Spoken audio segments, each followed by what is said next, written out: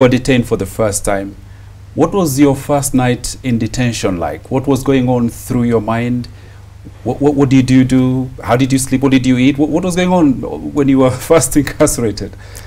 You know, I was not detained immediately. There was house. See, when I was arrested, I was first charged with treason, and I spent 6 months in Kamiti, remand prison, coming to the court every 2 weeks for the mention. But after those 6 months, eventually the state realized they did not have evidence against me. So they entered a nolle prosequi. When they entered a nolle prosequi, then decided to detain me. We were released in the court, taken down to the cells, released, and then when we came out, and at the gate there, we were rearrested. And then taken to Langata police station, kept there the whole night. Around midnight, we were brought to Nairobi area police station, where we were served with the detention orders, then transferred back to Kamiti, this time in a different block. So that's now started my detention career. So during Kamiti 1, your first experience, what was that like? Well, the first, in the remand, of course we just remand, but we were called capital remandees, meaning that it is a charge that carries a mandatory death sentence. So you walk here with a red C on your chest, wearing those prison capturas. In those days they didn't have trousers. Which means potentially you could have been on death row. I was basically on death row.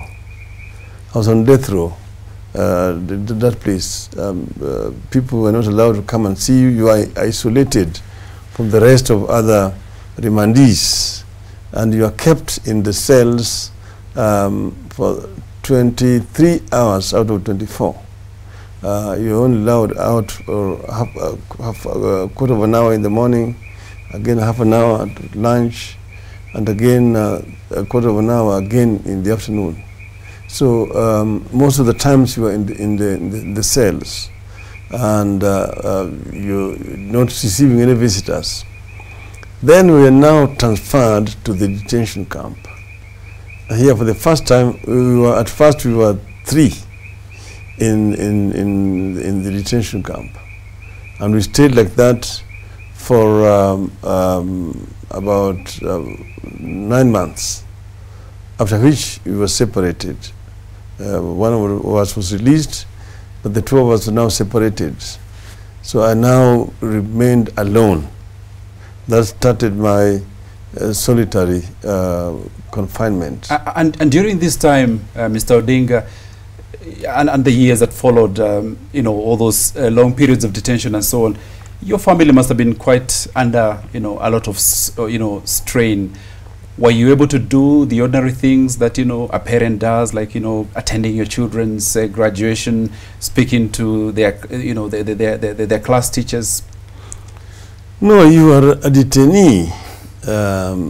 First, the communication with your family is fairly restricted.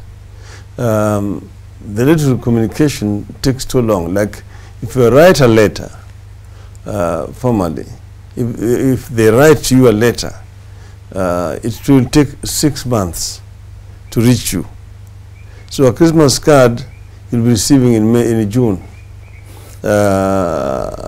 Then sometimes you get communication, like when my mother died, for example. My family sent me a telegram to inform me that my mother had passed on. And they kept this telegram for a long, they never gave it to me. But of course a friend of mine who was also detained had received the information. But then he had communicated, we had a way of underground communication. So I had known. Now when this Askari came to eventually now break the news to me, at first he was looking at my reaction. if I would be shocked, because otherwise we'd know that somebody had told me.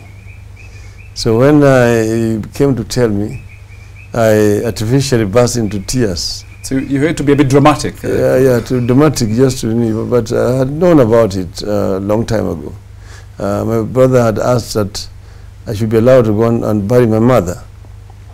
But they were telling me 3 months later, yet they received the telegram immediately that my mother had passed on. Okay. Were you allowed for the burial? Never. I mean, they're telling me 3 months after the event. So how would you attend the burial?